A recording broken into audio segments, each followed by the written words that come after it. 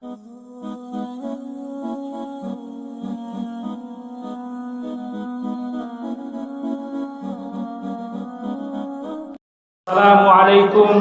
warahmatullahi wabarakatuh.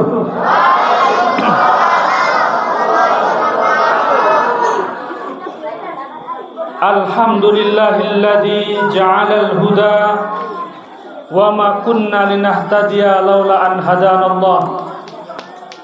Ashhadu an la ilaha illallahul malikul huda wa ashhadu anna Muhammadar Rasulullahul munada. Allahumma salli wa sallim wa barik ala sayyidina Muhammadin wa ala alihi wa sahbihi ajmain. Qala Allah Ta'ala fi kitabihil karim, a'udzu billahi minasy syaithanir rajim. Bismillahirrahmanirrahim. Ya ayyuhan nasu qad ja'atkum mau'izatum mir rabbikum wasyifaa'u lima fis sudur wa hudaw wa rahmatul lil mu'minin. Shadaqallahul azim wa sadaqa rasulul karim wa nahnu ala dzalika minasy syahidin wasyakirin. Walhamdulillahi rabbil alamin, amma ba'd. Kepada yang saya hormati dan saya cintai karena Allah, DKM Masjid Hidayatul Ansor, Ustadz Hendriansah LC MSI, para asatidz wal asatidzah yang tidak bisa saya sebutkan satu persatu, tapi insya Allah tidak mengurangi rasa hormat dan takzim saya. Alhamdulillah, segala puji bagi Allah yang telah mengizinkan kita pada malam hari ini bisa bersama-sama hadir di majelis ini untuk mengikuti tabligh akbar Quranic Healing, penyembuhan dengan Al-Quran. Mudah-mudahan Allah Subhanahu wa Ta'ala membimbing lisan yang berbicara, membimbing telinga yang mendengar, sehingga yang kita dapatkan hanyalah sesuatu yang bermanfaat fid dunya wal akhirah. Amin ya Allah ya Rabbal alamin. Boleh berpantun juga enggak?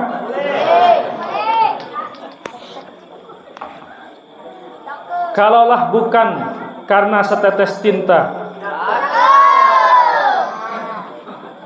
takkan terukir sebaik puisi. Kalaulah bukan karena cinta, takkan sampai daku di sini. Alhamdulillah, karena rasa cinta di dalam hati kepada kaum muslimin sehingga Allah izinkan kita bisa bertemu pada malam hari ini. Hadirin yang dirahmati Allah, acara ruqyah atau Quranic Healing, penyembuhan dengan Al-Quran, itu biasanya selalu ada peserta-peserta yang ngintip dari jauh. Dia hadir tapi nggak mau berkumpul, dari jauh aja dia tengok, ngintip. Kenapa kira-kira? Ada yang tahu nggak? Bukan hanya di sini aja, di mana-mana. Acara di dalam masjid dia pengen hadir, tapi nggak mau masuk, dari luar dia tengok begitu, intip. Kenapa kira-kira? Di sini ada nggak yang intip-intip dari jauh? Jawabannya karena dia takut. Dia mengira bahwa ruqyah itu selalu kesurupan. Betul? Ada dua hal yang menyebabkan orang takut di ruqyah. Yang pertama, takut kesurupan. Tidak salah, karena yang mereka saksikan di layar televisi, ruqyah selalu identik dengan kesurupan. Setiap kali ditampilkan di Trans 7, orang yang ruqyah selalu kesurupan. Sehingga tertanam dalam benak masyarakat bahwa ruqyah selalu identik dengan kesurupan. Padahal Bapak Ibu yang dirahmati Allah, saya kasih tahu, ruqyah itu tidak selalu kesurupan. Orang yang diruqyah kemudian kesurupan itu hanya orang-orang yang di dalam tubuhnya ada gangguan jinnya. Tapi orang yang nggak ada gangguan jin ketika diruqyah, ya justru bertambah imannya, bertambah ketenangannya, karena ruqyah itu terapi dengan dibacakan ayat-ayat Al-Quran. Ya. Kalau di televisi namanya televisi itu kalau hanya menghadirkan tuntunan tanpa ada unsur tontonan, nggak ada orang mau pasang iklan. Maka acara di Trans 7 itu memang real, Pak, bukan rekayasa. Tapi dari sekian banyak orang yang hadir ruqyah massal, mungkin nanti ada 2-3 orang yang kesurupan, yang disuting yang kesurupan aja. Paham nggak? Jadi yang nggak kesurupan nggak disuting. Kenapa? Nggak ada unsur tontonannya, nggak ada yang mau nonton. Betul? Nah, jadi saya beritahu bahwa tidak semua orang yang diruqyah itu mesti kesurupan. Jadi nggak usah takut. Ketakutan yang kedua yang menyebabkan orang takut diruqyah, dia takut tidak termasuk 70.000 golongan orang yang masuk surga tanpa hisab. Masih ada nggak yang takut begitu? Karena Rasulullah pernah menyampaikan ada 70.000 golongan orang-orang yang masuk surga tanpa hisab. Sahabat bertanya, siapa mereka ya Rasulullah? Kata Rasulullah, humul ladzina la yastarqun. Mereka adalah orang-orang yang tidak minta diruqyah. Wala yatatayyarun, tidak melakukan tatoyur. Tatoyur itu mengundi nasib. Ya, diambil dari toirun, burung. Jadi orang-orang Arab zaman dulu itu kalau mau pergi ke suatu tempat, dia menerbangkan burung. Kalau burungnya terbang ke kanan, oh berarti ini jadi ini berangkat.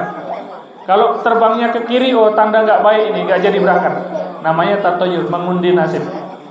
Wala yaktawun, dan tidak berobat dengan besi panas. Wa ala rabbihim yatawakkalun, dan dia bertawakal kepada Rabbnya.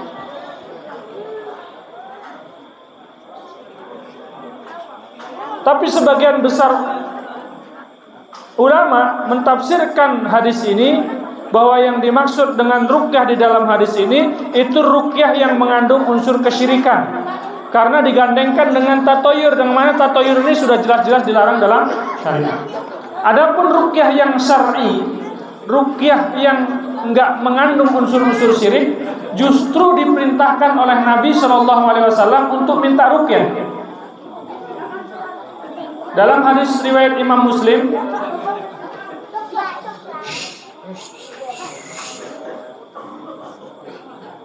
an Aisyah radhiyallahu anha qalat kana Rasulullah sallallahu alaihi wasallam ya'muruni an astarqiya minal ain. Dari Aisyah radhiyallahu anha bahwasanya Rasulullah sallallahu alaihi wasallam memerintahkan aku agar aku minta ruqyah dari penyakit ain.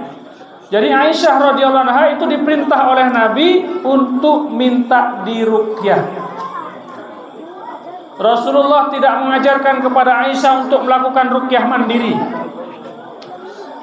Atau Rasulullah pun tidak memanggil Aisyah kemudian meruqyahnya. Tapi Rasulullah SAW memerintahkan Aisyah radhiyallahu anha untuk minta ruqyah.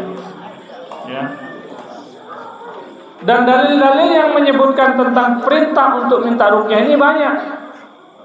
Maka sebagian guru-guru ruqyah menyebutkan bahwa meminta ruqyah lebih utama daripada ruqyah mandiri karena beberapa alasan. Bu, minta ruqyah lebih utama daripada ruqyah mandiri karena beberapa alasan. Yang pertama, perintah untuk minta ruqyah itu dalil-dalilnya lebih banyak daripada perintah untuk ruqyah mandiri. Maka Rasulullah pun memerintahkan Aisyah untuk minta ruqyah, bukan untuk ruqyah mandiri. Yang kedua, ruqyah ini ilmu yang tidak semua orang bisa. Semua orang bisa, banyak orang hafal Quran, tapi tidak semua orang hafal Quran itu bisa meruqyah.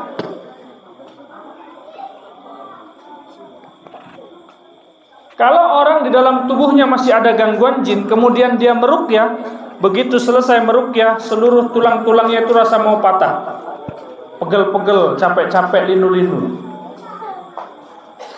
Ya, kalau di dalam tubuh orang yang meruqyah itu masih ada unsur-unsur jinnya. Nah, Bapak Ibu yang dirahmati Allah Subhanahu wa taala, kita perlu tahu bahwa ruqyah itu ada 3 jenis. Ada berapa? 3 jenis. Yang pertama, ruqyahnya orang kafir. Orang kafir kalau meruqyah bagaimana?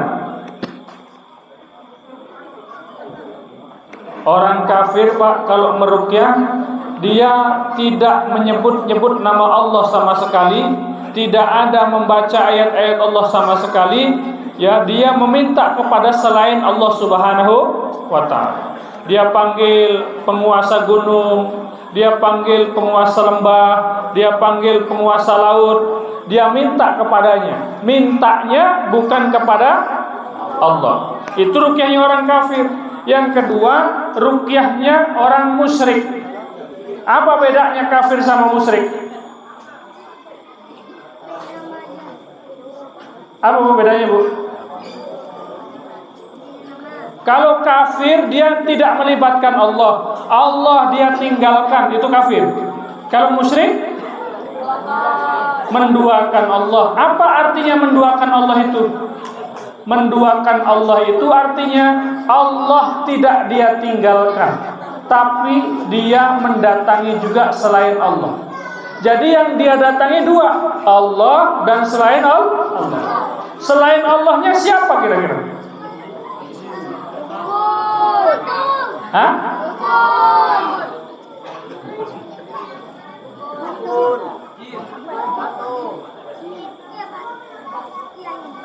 Kalau ruqyahnya orang kafir dia minta kepada selain Allah.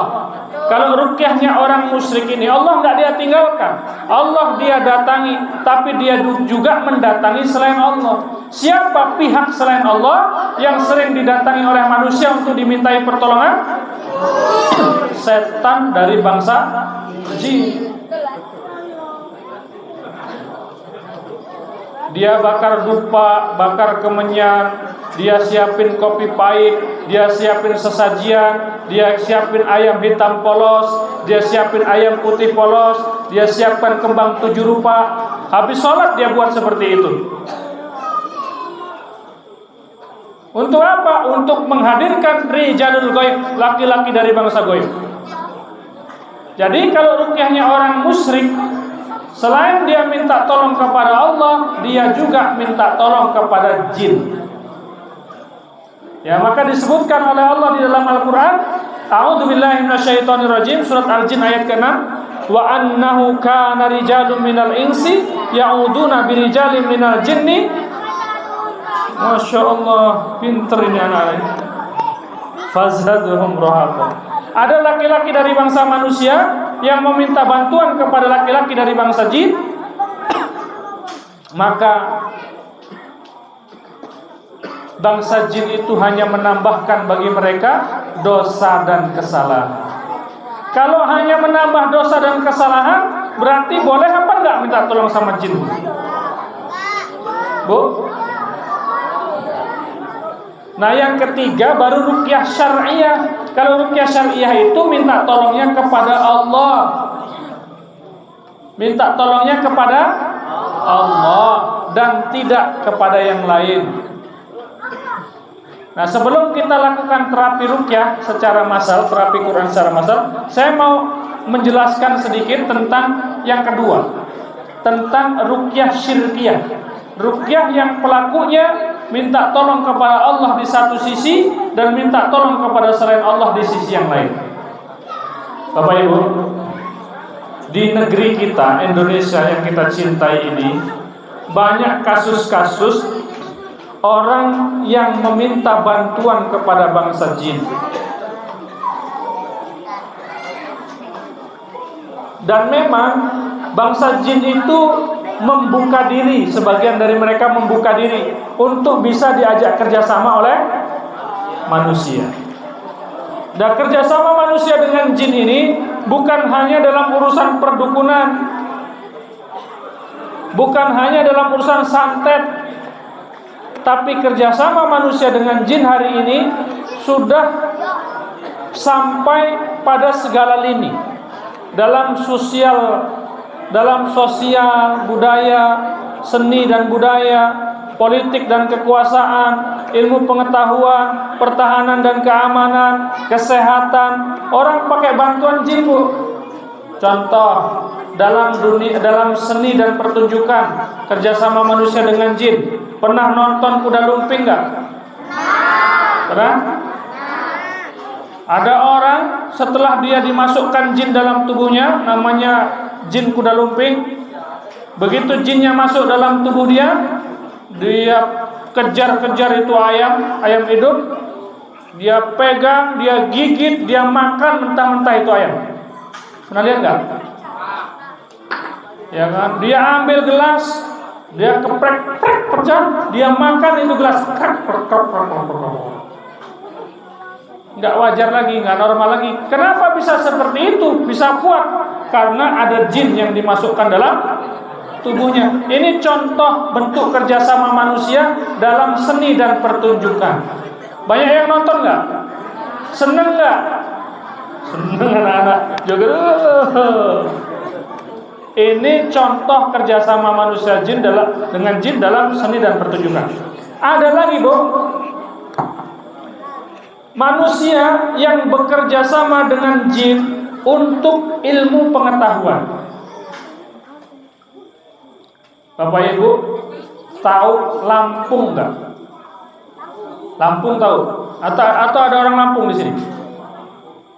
Saya ini Pujakesuma, Bu, putra Jawa kelahiran Sumatera. Sumateranya di Lampung, saya lahir di Lampung. Di Lampung itu, Ustaz, ada gunung namanya Gunung Rajabasa. Gunung Rajabasa. Rajabasa itu sekarang menjadi nama terminal dari dulu nih. Terminal Rajabasa. Ya. Rajabasa itu diambil dari nama Raja Bahasa. Apa namanya? Menjadi di sana ada satu tempat yang membuka jasa, Pak, untuk orang-orang yang ingin menguasai segala macam bahasa dalam tempo waktu yang singkat. Jadi kalau Bapak Ibu datang ke sana, saya kenal sama yang ngisi-ngisi itu. Kalau Bapak Ibu datang ke sana, cukup 3 hari ikut ritual. Setelah ikut ritual nanti bayar mahar sesuai dengan yang diminta oleh tuan guru itu. Begitu selesai kata tuan guru, sini nak menghadap. Menghadaplah kita kepada tuan guru itu. Begitu kita menghadap kepada tuan guru, kata tuan guru, buka mulutmu nak, buka. Keluarkan lidahmu. Begitu ludah kita dikeluarkan, dia bacakan mantra.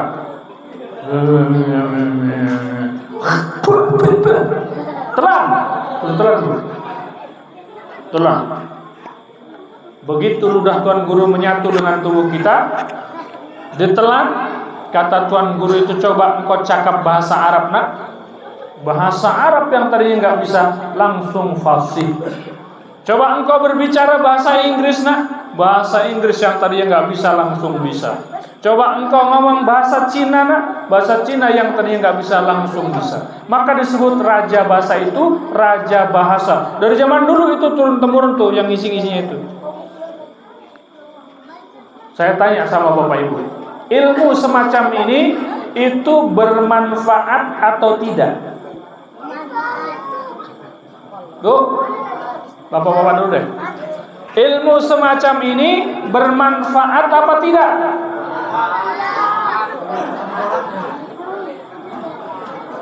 Pak, yang kompak Pak jawabnya.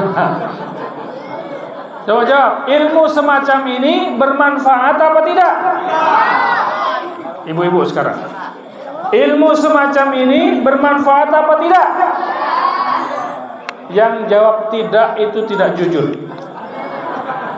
Kalau menurut saya bermanfaat. Gimana nggak bermanfaat?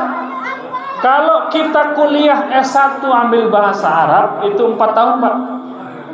4 tahun itu menghabiskan SPP kira-kira berapa? Belum beli kitabnya, belum untuk kosnya, belum buat uang makannya, belum buat beli seragamnya, beli sepatunya, beli macam-macamnya. 4 tahun habis banyak apa sedikit? Itu baru bahasa Arabnya aja. Kalau ngambil bahasa Inggris juga 4 tahun lagi, 8 tahun. Ini cuma 3 hari, bahasa Arabnya dapat, bahasa Inggrisnya dapat, bahasa Cina dapat. Menjadi raja bahasa kita. Jadi manfaat apa tidak? Manfaat. Boleh apa tidak?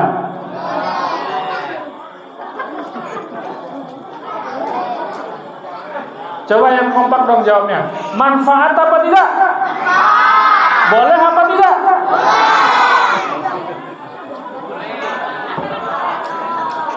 Boleh nggak kira-kira?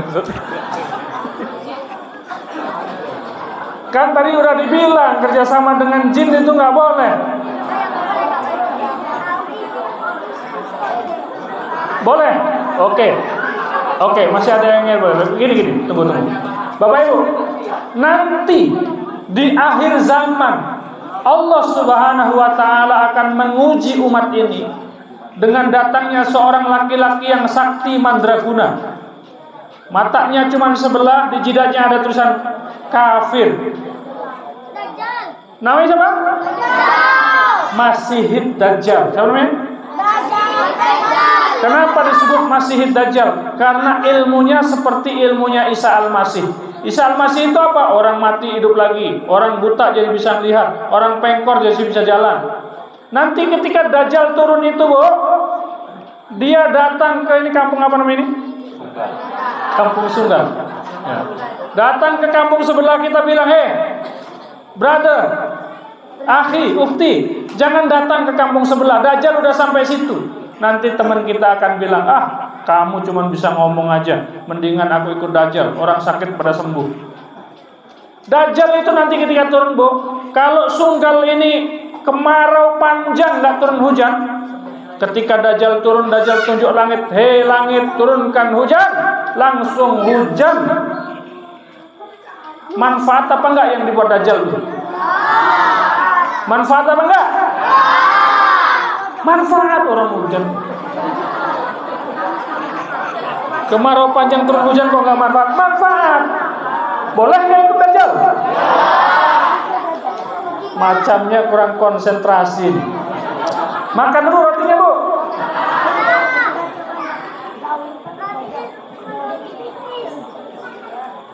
Jadi, Bu, tidak setiap yang manfaat itu boleh diambil oleh seorang muslim. Kalau kita hanya mengambil asas manfaat tanpa memperhatikan halal dan haram, tanpa memperhatikan boleh dan tak boleh, nanti kita tersesat ketika Dajjal diizinkan Allah turun ke kampung-kampung kita. Maka kita punya iman, maka kita punya keyakinan, ya, apa yang datang dari Allah dan Rasulnya itu yang kita ambil. Apa yang kata Allah boleh, kita ambil. Apa yang kata Allah tidak boleh, jangan diambil, walaupun ribuan orang mengambilnya. Sanggup seperti itu? Sanggup seperti itu? Nah, ternyata bentuk kerjasama manusia dengan jin ini, Bapak Ibu, dalam segala hal, bukan hanya dalam perdukunan. Dalam ilmu pengetahuan orang pakai bantuan jin. Dalam ilmu pengobatan orang pakai bantuan jin. Nanti banyak dukun-dukun pakai peci ustaz, dukun-dukun pakai sorbannya ustaz, dukun-dukun pakai jubahnya ustaz, tapi ilmu yang dia gunakan adalah ilmu perdukunan. Ada apa ini, Pak?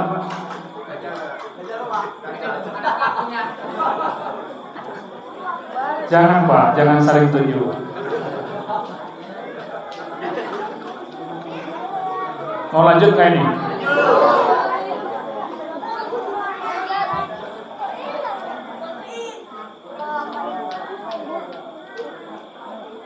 Apa langsung rukyah aja?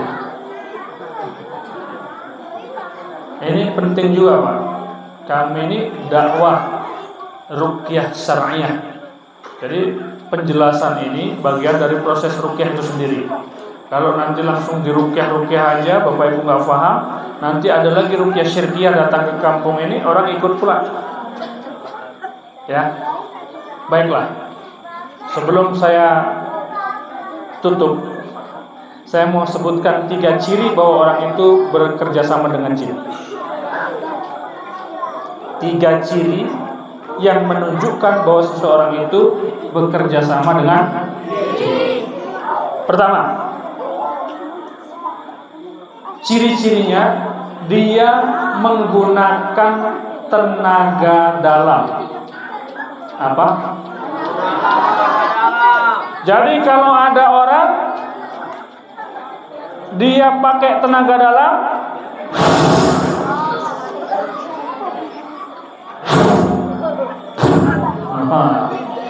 pakai tenaga dalam, itu menandakan bahwa orang itu berkhodamkan bangsa jin. Karena tenaga dalam tidak ada literaturnya dalam Islam, jangankan hadisnya.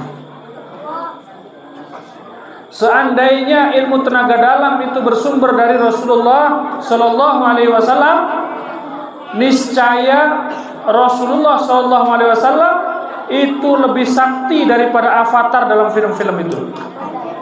Kalau Bapak Ibu pernah nonton film Avatar, pengendali 4 elemen, dia bisa ciptakan tsunami, dia bisa ciptakan gempa.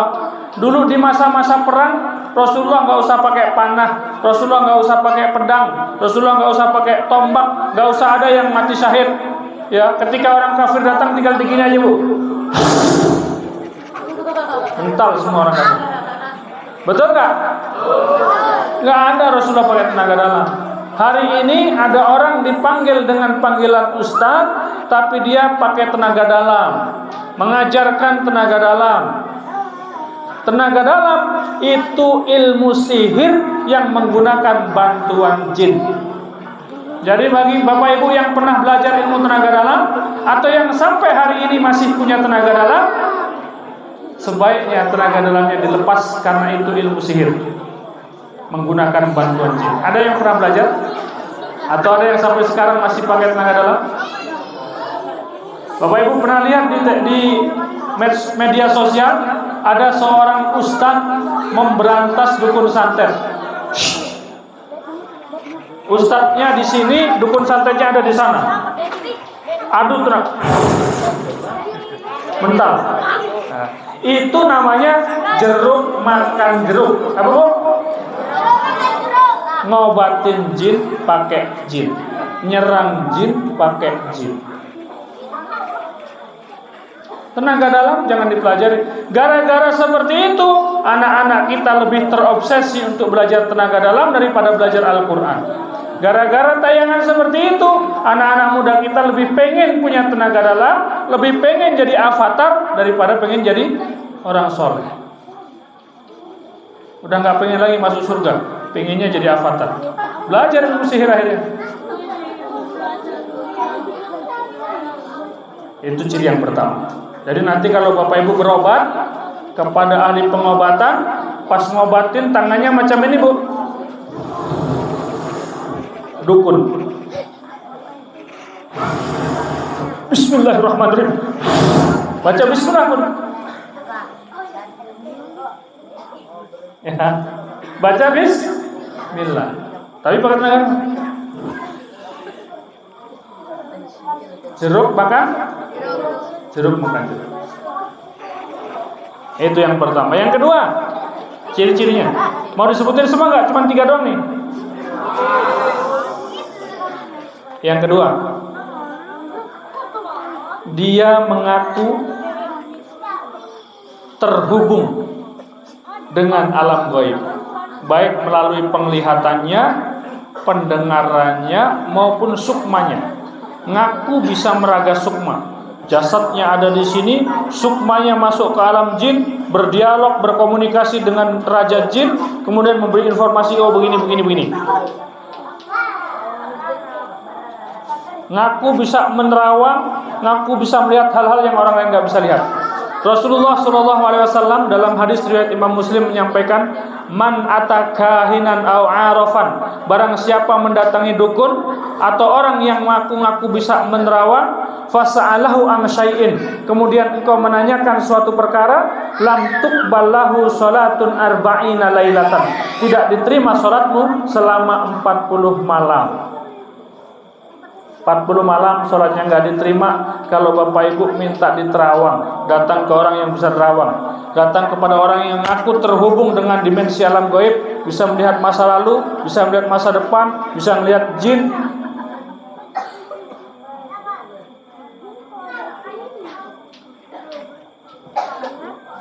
Jin itu Bapak Ibu nggak bisa dilihat kecuali dia menjelma dalam wujud yang lain. Bapak Ibu pernah melihat ini enggak? Pernah melihat orang yang katanya punya indera keenam, punya mata batin, sehingga bisa melihat hal-hal yang orang lain nggak bisa lihat. Ada yang pernah lihat kayak gitu? Fenomena seperti itu? Oke, coba, Dek. Adek. Itu yang peci hitam siapa namanya? Ngantuk dia. Sini.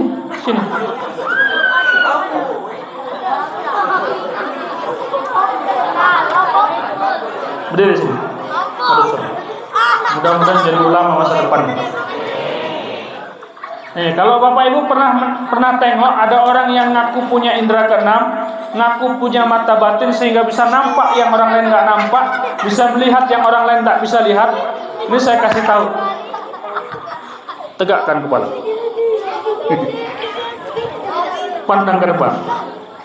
Bapak Ibu, pernah melihat nggak orang dibuka mata batin? Jadi yang semula nggak nampak, setelah dibuka mata batinnya jadi nampak. Nah, jadi dibuka mata batin itu dimasukkan jin. Begitu jin itu masuk dalam tubuh dia, deg-degan dia. Enggak dimasukkan, buat contoh aja. Kelihatan deg-degan tuh. Ya, jadi dibuka mata batin itu dimasukkan jin, Bapak Ibu. Begitu jinnya masuk dalam tubuhnya, maka penglihatannya dipengaruhi oleh jin, pendengarannya dipengaruhi oleh jin, perasaannya dipengaruhi oleh jin.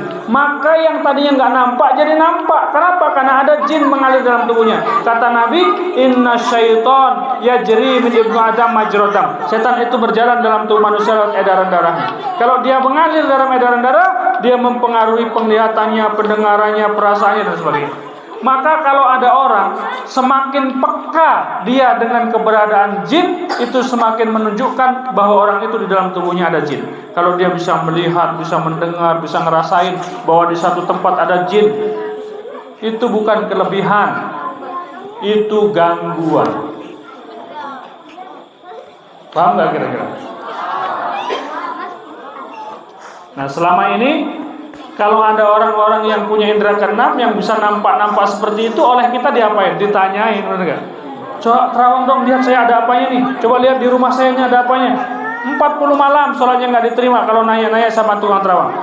Man ataka hinan aw arafan, barang siapa mendatangi dukun atau tukang terawang, fasa'alahu am syai'in, kemudian kau tanyakan satu perkara, lam tuqballahu salatun arba'ina lailatan, enggak diterima salatnya selama 40 malam. Duduk.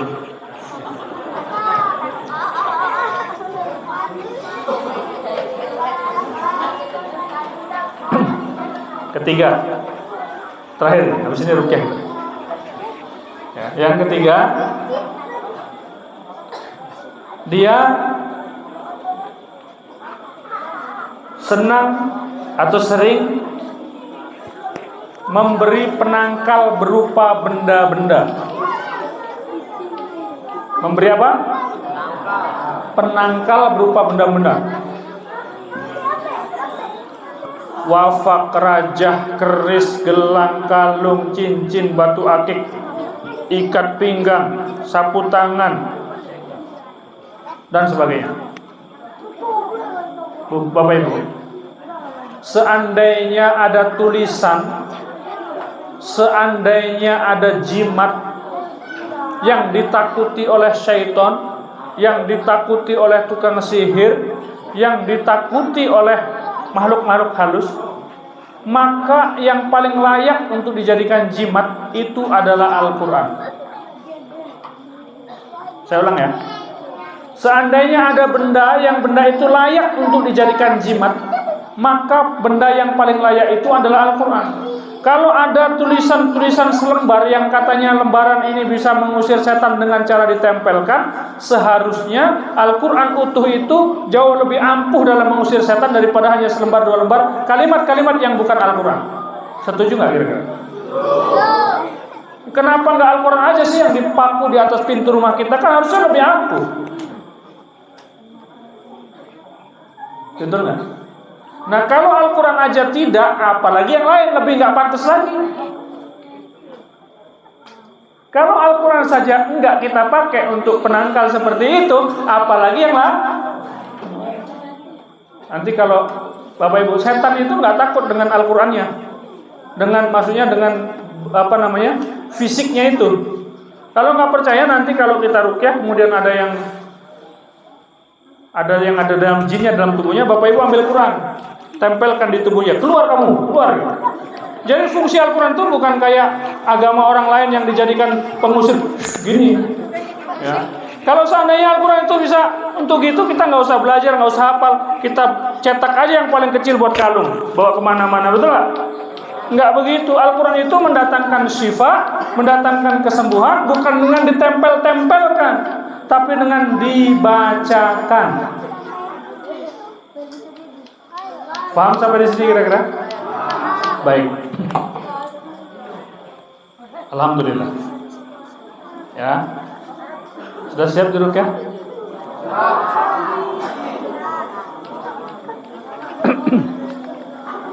Gimana, Ustaz? Langsung aja. Baik. Bapak Ibu yang dirahmati Allah Subhanahu wa taala, mohon perhatikan sebentar. Yang hampir hilang dari umat ini, Bapak Ibu, yang hampir hilang dari umat ini itu adalah iman. Apa? Iman. Karena berbeda antara iman dengan Islam. Orang Islam belum tentu beriman, tapi orang iman pasti Islam. Di dalam surat Al-Hujurat ayat ke-14 disebutkan, pernah datang orang Arab Badui datang kepada Rasulullah.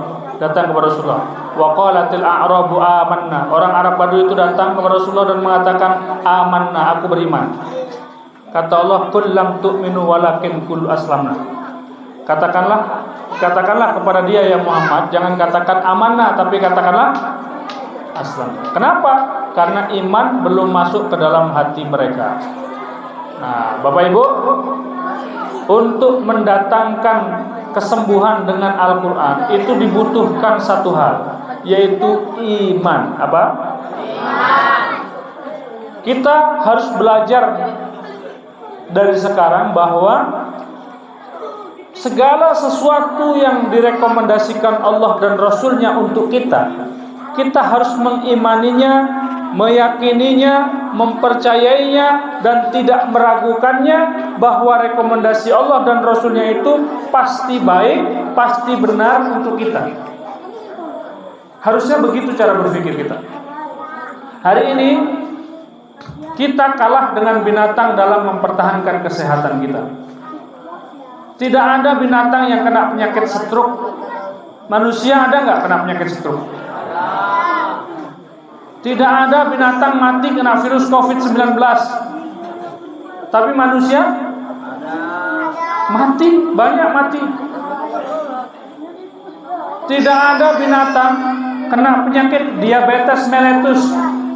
Manusia. Tidak ada binatang kena penyakit LGBT, suka sesama jenis. Manusia? Ada nggak? Kenapa manusia yang katanya lebih cerdas, kenapa manusia yang katanya lebih pintar, kok kalah dengan binatang dalam mempertahankan diri dari serangan penyakit? Apa jawabannya? Apa jawabannya? Yang tahu jawabannya saya kasih minyak kasturi. Bapak Ibu? Bukan. Minyak kasturi. Ini minyak kesukaan Nabi. Kata Rasulullah, tanah surga itu aromanya seperti tanah kasturi. Seperti tanah kasturi. Seperti aroma kasturi. Bapak Ibu ada yang pernah ke surga belum? Belum. Nah, tanah surga itu aromanya seperti aroma kasturi. Kalau Bapak Ibu ada yang sulit tidur, ada yang sulit tidur sini. Coba tunjuk tangan yang sulit tidur. Kalau ini pasti main HP nih. Nah, kalau yang sulit tidur gini cara ini. Nanti Bapak Ibu ambil, kayaknya mau dibagi-bagi gratis ya. Ini minyak kasturi, gini caranya. usap-usapin di sini, digosok sampai panas, dihirup dalam-dalam.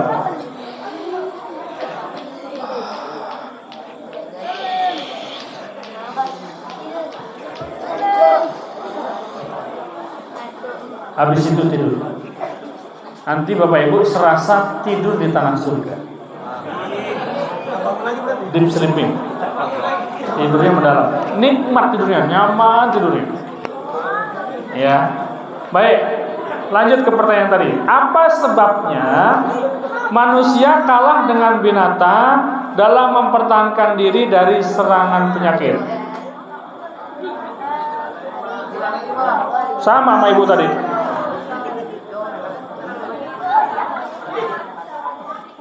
Ada yang tahu? Ada? Hah? Ini kalau beli harganya 100.000 nih.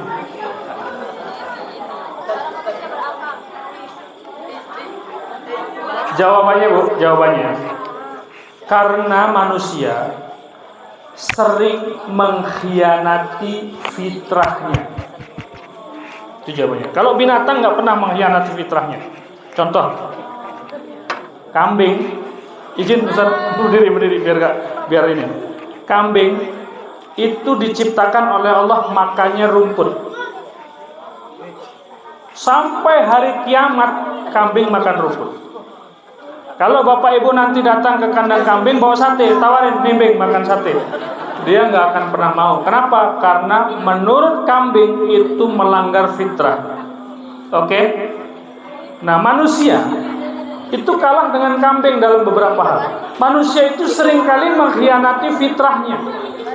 Sesuatu yang bukan kebutuhan tubuh, sesuatu yang tidak diperlukan tubuh, bahkan sesuatu yang merugikan tubuh, itu dengan sadar, dengan sukarela dia masukkan ke dalam tubuhnya. Apa contohnya? Rokok. Bukan saya yang ngomong nih Bapak semuanya. Ada yang ngerokok di sini? Saya tanya, Bapak ngerokok tambah ganteng apa enggak? Bapak ngerokok tambah sehat apa tambah sakit? Bapak ngerokok rugi apa untung? Lihat tuh jawabannya. Ini kejujuran nih, kejujuran. Bapak Ibu, itu kejujuran. Manusia itu kalau tanya, perokok manapun kalau tanya manfaat sama mudaratnya, mereka mengatakan banyak mudaratnya. Oke? Banyak mudaratnya. Tapi dengan sukarela, dengan sadar, dengan sukacita, sesuatu yang bukan kebutuhan tubuh, sesuatu yang bahkan merugikan tubuh, itu dia masukkan ke dalam tubuh pelan-pelan.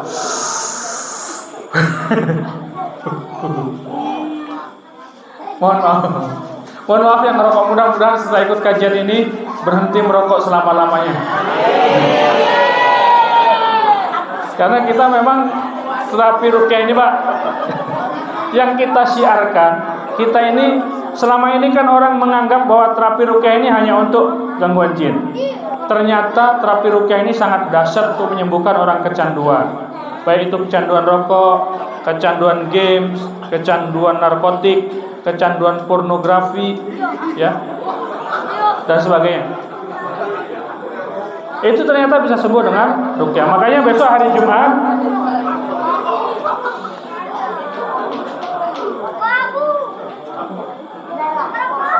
Jumat di Kota Medan kita ada one day training 1 hari bagaimana menyembuhkan kecanduan, fobia dengan ruqyah syariah atau terapi Al-Quran.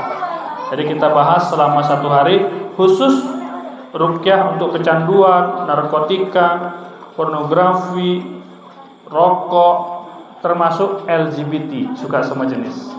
Bukan lagi untuk gangguan jin. Kalau gangguan jin kita sampaikan dalam forum seperti ini. Bisa insya Allah. Apalagi fobia. Kalau ada Bapak Ibu yang fobia, insya Allah 5 menit sembuh dari fobianya dengan terapi Quran.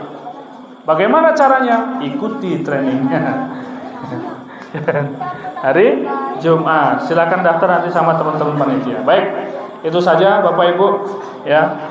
putuskanlah untuk hidup sehat, karena sehat itu sebuah keputusan, dan putuskanlah untuk meninggalkan segala sesuatu yang tidak sehat, karena hidup sehat itu butuh keputusan. Rokok itu nggak sehat, tinggalkan saja. Kita kembali kepada fitrah, karena fitrah itu menuntun kita kepada kebenaran. Fa'aqim wajhaka lid-dini hanifa fitratallah allati fataran nasa 'alaiha. Hadapkanlah wajahmu kepada fitrah Islam yang lurus, ya. Insyaallah kita dibimbing Allah kalau kita ngikutin fitrah kita. Baik. Sementara ini yang saya sampaikan. Bapak Ibu silakan disiapkan plastiknya. Insyaallah 5 sampai 10 menit ke depan kita coba untuk terapi ruqyah bersama-sama. Di sini ada ahli-ahli Quran. Ya, nanti kalau ada bacaan-bacaan kami yang salah mohon dikoreksi.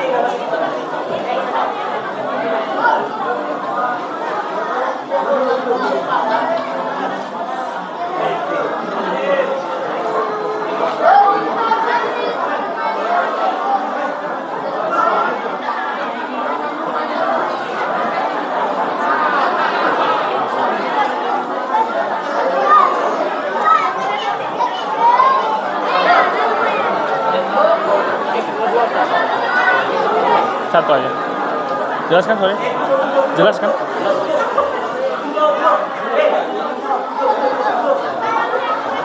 Ayo, ibu-ibu juga duduk, Bu. Ibu. Ayo, Dek, duduk semuanya.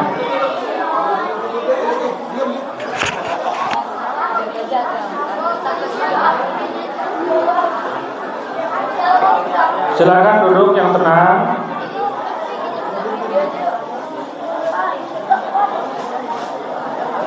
Duduk yang tenang, jangan ada yang ngobrol. Kalau masih ada yang ngobrol, kita belum mulai.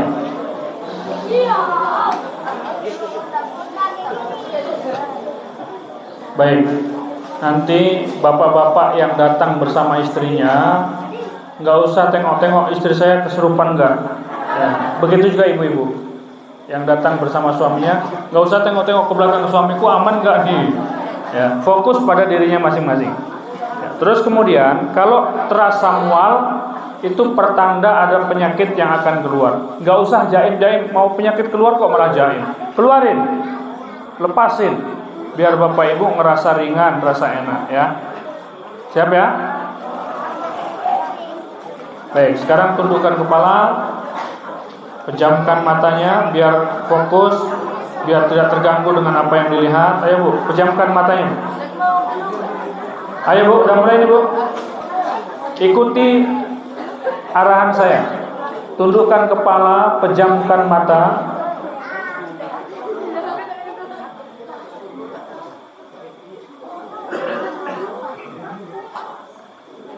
Aminkan doa saya, karena boleh jadi di tengah-tengah kita ini ada kekasih-kekasih Allah.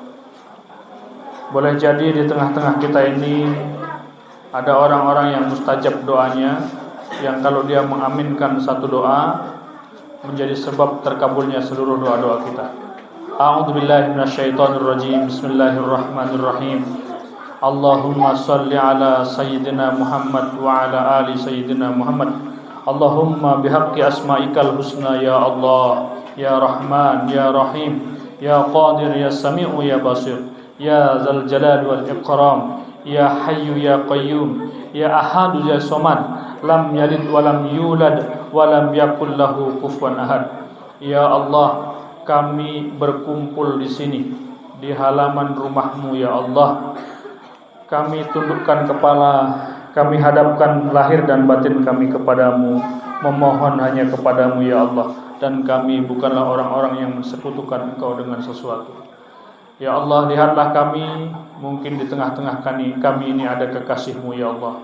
Mungkin di tengah-tengah kami ini ada orang-orang yang Kau sayangi ya Allah. Mungkin di tengah-tengah kami ini ya Allah ada orang-orang yang bersih hatinya ya Allah, yang ketika dia mengaminkan doa kami menjadi sebab Engkau terima seluruh doa-doa kami ya Allah. Ya Allah, kami mohon kepadamu, jadikan Al-Quran kami menyembuhkan seluruh penyakit kami ya Allah, yang lahir maupun yang batin, yang fisik maupun yang metafisik, yang jasmani ataupun yang rohani, yang medis ataupun yang non medis.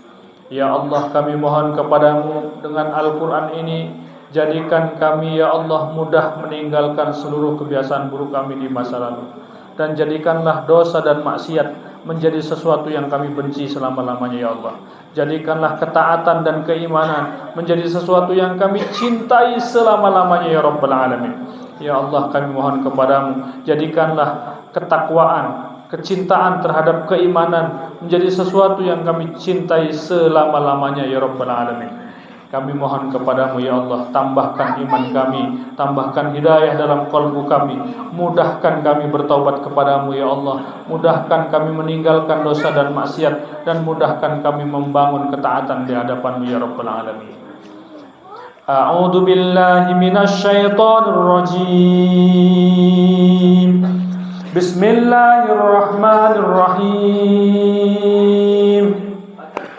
Bismillahi amsayna billahi alladhi laysa minhu shay'un mumtani' wa bi'izzatillahi allati la turam wa la tudam wa bisultanillahi mani'ina tajib wa biasma'ihil husna kulliha a'idhum minal abalisah wa min syarri syayatinil insi wal jin wa min syarri mu'linin aw musirrin wa min syarri ma yakhruju bil laili wa yamkunu bin nahar wa yamkunu bil laili wa yakhruju bin nahar wa min syarri ma khalaqa wa zar'a wa bara wa min syarri iblis wa junudihi wa min syarri ma yabghi. Bismillahirrahmanirrahim. Alhamdulillahi rabbil alamin. Ar-Rahmanir Rahim. Maliki yaumiddin. Iyyaka na'budu wa iyyaka nasta'in. Ihdinas siratal mustaqim.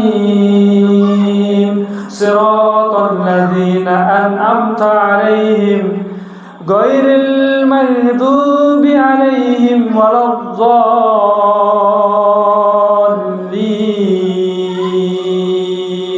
Amin. Bismillahirrahmanirrahim. Alif Lam Mim. Dzalikal kitabu la raiba fihi hudan lil muttaqin alladzina yu'minuna bil ghaibi wa yuqimunas salata wa mimma razaqnahum yunfiqun walladzina yu'minuna bima unzila ilayka wa ma unzila min qablik wa bil akhirati hum yuqinun. Ulaika ala hudan min rabbihim wa ulaika humul muflihun. Wattaba'u ma tatlu syayatin ala mulki Sulaiman wa ma kafara Sulaiman walakinna syayatin kafaru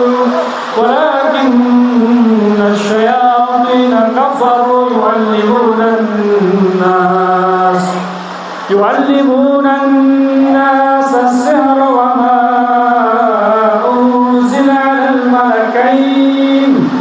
على الملكين ببابل هاروت وماروت وما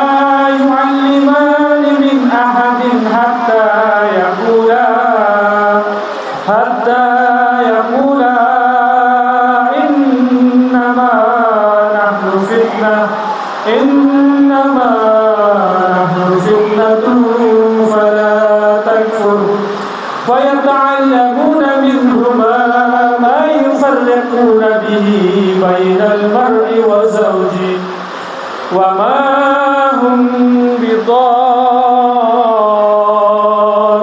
bihi min ahadin illa bi'idhnillah wa yata'allamuna ma yadurruhum wa la yanfa'uhum wa laqad 'alimu laman ishtarahu ma lahu fil akhirati min khalaq wa labisa ma syaraw bihi anfusahum law kanu ya'lamun. Wahai bangsa jin yang bersembunyi dalam tubuh hamba-hamba Allah, yang pernah masuk lewat ilmu tenaga dalam, yang pernah masuk diundang atau datang karena diperintah oleh seseorang, dari sebab apapun kalian datang, pergilah, tinggalkan jasad hamba-hamba Allah, karena keberadaan kalian adalah kejahatan dan penjajahan. Bismillahirrahmanirrahim. Allahu la ilaha illa huwal hayyul qayyum la ta'khudhuhu sinatun wa la nawm lahu ma fis samawati wa ma fil ardh man dhal ladzi yashfa'u indahu illa bi'idhnihi ya'lamu ma bayna aydihim wa ma khalfahum wa la yuhituna bi syai'in min 'ilmihi illa bima syaa' wasi'a kursiyyuhu as-samawati wal ardh wa la ya'uduhu hifdhuhuma wa huwal 'aliyyul 'azim. La ikraha fid din qad tabayyana ar-rushdu minal ghayy faman yakfur bit-taghuti wa yu'min billahi faqad istamsaka bil urwatil wusqa la infisama laha wallahu sami'un alim. Allahu waliyyul ladina amanu yukhrijuhum minaz zulumati ilan nur wal ladina kafaru awliya'uhumut taghut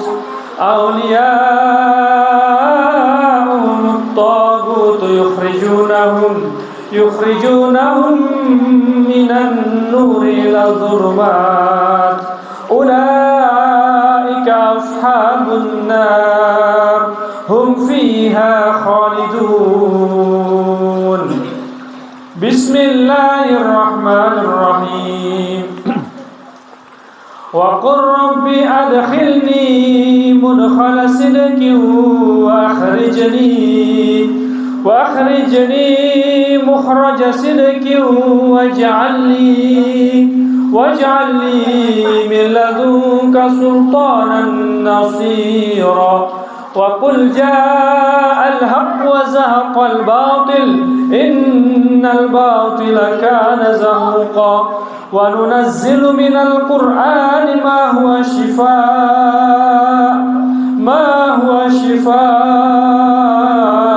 wa rahmatun lil mu'minin wa la yazidu adh-dhalimina illa khasara. Bismillahirrahmanirrahim. Ya ayyuhan nasu qad ja'atkum mau'izatun min rabbikum wa shifaa'un lima fis sudur wa hudan wa rahmatun lil mu'minin. Bismillahirrahmanirrahim. Afahasibatum annama khalaqnakum abathan wa annakum ilayna la turja'un. Fata'ala Allahul malikul haqq la ilaha illa huwa rabbul arshil karim. Wa man yad'u ma'allahi إلها آخر لا برهان له به فإنما حسابه عند ربه إنه لا يفلح الكافرون وقل رب اغفر وارحم وأنت خير الراحمين بسم الله الرحمن الرحيم قل هو الله أحد الله الصمد لم يلد ولم يولد ولم يكن له كفوا أحد بسم الله الرحمن الرحيم قل أعوذ برب الفلق من شر ما خلق ومن شر غاسق إذا وقب ومن شر النفاثات في العقد ومن شر حاسد إذا حسد بسم الله الرحمن الرحيم قل أعوذ برب الناس ملك الناس إله الناس من شر الوسواس الخناس الذي يوسوس في صدور الناس من الجنة والناس. Alhamdulillah, buka matanya coba semuanya. Alhamdulillah. Coba ada nggak yang tadi rasanya kayaknya berat, gelap, sekarang kayaknya terang, ringan, enak, ada? Alhamdulillah, ya. Mudah-mudahan Allah ijabah doa kita. Yang datang dalam keadaan sakit pulang dalam keadaan sehat. Yang datang membawa kebiasaan buruk pulang kebiasaan buruknya nggak dibawa lagi, tertinggal selama-lamanya. Mudah-mudahan Allah Subhanahu wa taala menjadikan kita mencintai keimanan dan ketaatan selama-lamanya. Amin. Ya Allah, ya Rabbal. Mudah-mudahan yang tadi disampaikan bermanfaat dan nanti Bapak Ibu bisa sampaikan kepada yang tidak hadir. Ya, mudah-mudahan Allah selamatkan kita dari satu penyakit berbahaya, yaitu penyakit syirik. Karena penyakit syirik itu penyakit yang lebih berbahaya daripada stroke, lebih berbahaya daripada penyakit jantung, lebih berbahaya daripada penyakit diabetes. Karena penyakit syirik, penyakit yang akan membahayakan kehidupan kita di dunia sampai di akhirat. Ya, lebih dan kurangnya mohon maaf, nanti dilanjut sama tim. Mungkin ada beberapa hal yang akan disampaikan. Dari saya cukup sekian. Wabillahi taufiq wal hidayah. Wassalamualaikum warahmatullahi wabarakatuh.